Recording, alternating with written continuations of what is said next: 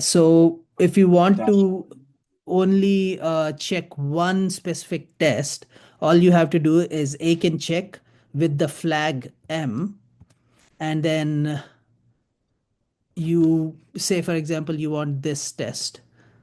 You just do this. You just copy the name of the test and paste it.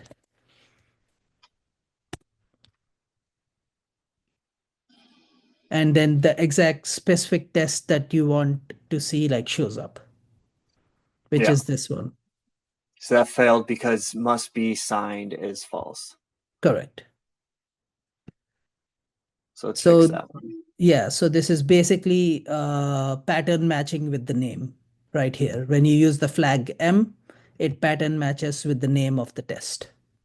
Right. So you could just do Aiken check -M 3, and that one should show up because 3 is pattern matched in the name. Correct. So let's try that. So instead of the whole thing, I'll just write 3 and then it should show up. Yeah. So this one shows up because this is the only test with the name 3 in it. And by the way, when you are doing the Aiken check, it's actually checking all of the validators. Yeah. By the way, all of the validators, it's checking marketplace, it's checking vesting. So everything in the validators folder, it'll be checking.